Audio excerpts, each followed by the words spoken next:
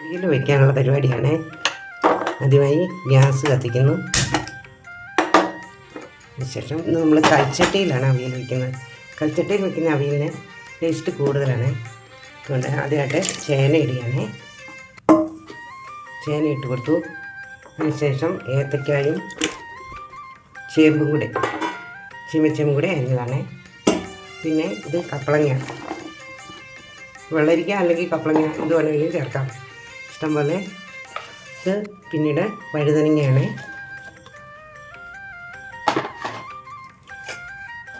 കുറച്ച് മുളക്, പച്ചമുളക് നടുവേ പിളർന്നതും കൂടെ ചേർത്ത് കൊടുക്കാം.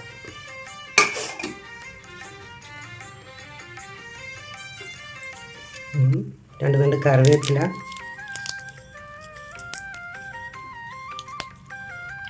കൂടി ഇട്ട് കൊടുത്തു. പിന്നെ ആവശ്യത്തിന് മുളക് പൊടിയാണ്. മുളക് പൊടി ഓരോരുത്തരുടെയും ഇഷ്ടംപോലെ, എല്ലാവരും അധികം എരിവ് ഉപയോഗിക്കില്ല, അപ്പോൾ ആവശ്യാനുസരണം ഇടുക. മഞ്ഞൾപ്പൊടിയാണ്.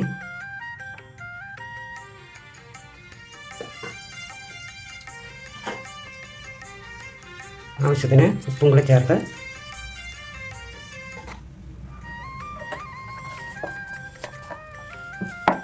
കുറച്ച് വെളിച്ചെണ്ണ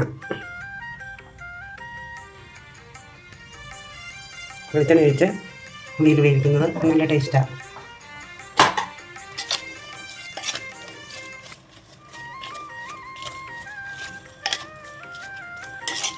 എല്ലാം കൂടി ഒന്ന് മിക്സ് ചെയ്ത്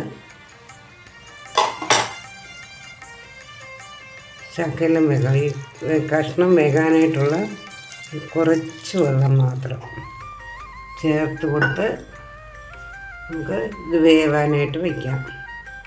ഒരു 10-15 മിനിറ്റിന് ശേഷം വെന്ത് കഴിയുമ്പോൾ ബാക്കി അരപ്പുകൾ ചേർക്കാം. അപ്പോഴത്തേക്കും അരപ്പിനുള്ള ഭാഗങ്ങളെല്ലാം എടുത്ത് വയ്ക്കാം. അരപ്പ് ചേർക്കുന്നതിനായി തേങ്ങ, ചുവന്നുള്ളി, ജീരകം ഇതൊന്ന് ചതച്ചെടുക്കാം. അപ്പോൾ അവിയൽ ഏകദേശം വേവായിട്ടുണ്ട്. നമുക്ക് നോക്കാം. വെന്ത് വന്നിട്ടുണ്ട്. നമുക്കതിലേക്ക് ആദ്യമായിട്ട് തേങ്ങ ചതച്ചത് ഇട്ട് കൊടുക്കാം.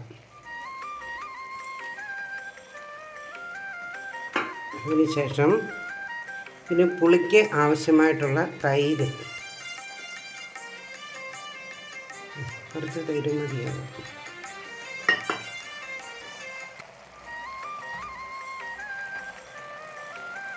ഇത് ഉടഞ്ഞു പോകാതെ പതിയെ മതി.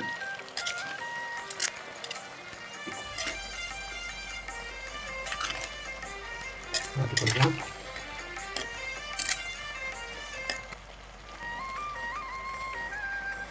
നമ്മൾ ചേർത്ത തേങ്ങയും തൈരും ഒക്കെ കൂടെ ഒന്ന് ചൂടായി വന്നിട്ടുണ്ട്.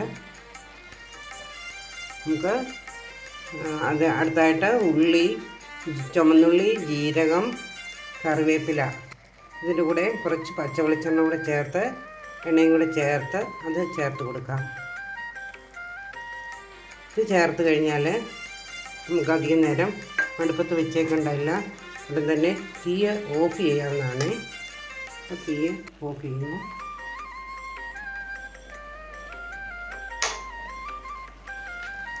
ഓക്കെ, ഇങ്ങനെ സ്വാദിഷ്ടമായ അവിയൽ റെഡി.